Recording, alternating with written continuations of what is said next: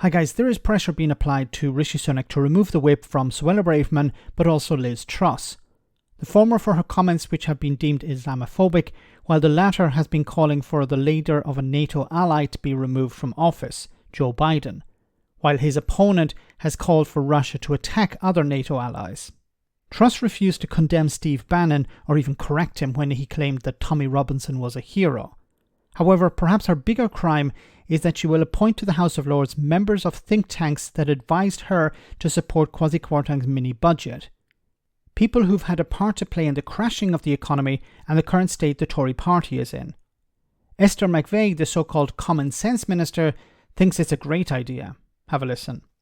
Can she explain why her right honourable friend, the member for South West Norfolk, Liz of the 50-day reign, was allowed to award her mates for their part in her failure with jobs for life in the legislature? Is she proud of that? Minister. Anybody who reaches the height of a Prime Minister, irrespective of which party it is a long-standing tradition that they would have a resignation list, and the people that she has appointed are accomplished people, and I'm quite sure they will contribute significantly to the other house. Accomplished? They will contribute.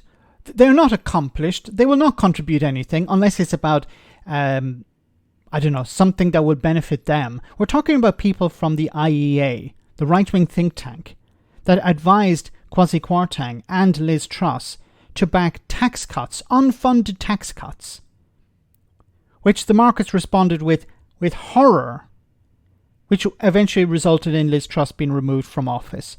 I had said at the time, Rishi Sunak should have removed the whip from Kwasi Kwarteng and Liz Truss. The damage they done. People's mortgages are higher because of this. The Bank of England had to step in and undo some of the damage.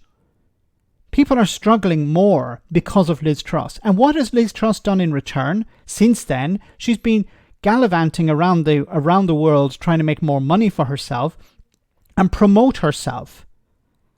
Just think about it for a moment. She and her group crashed the economy.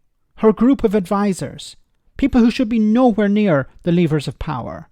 These right-wing think tanks who are only caring about removing regulations, cutting protections for workers, cutting taxes. That's their goal. And now she's put them into the House of Lords, where they will have more influence than they had before. Because when legislation passes from one chamber to the other, they will get to vote on that. This is why it's so important that there is reform of the House of Lords. These Prime Ministers should not be allowed just to fill that second chamber with their mates, with cronies. This is what we're talking about, cronies, not even mates, cronies. People who should be nowhere near that position.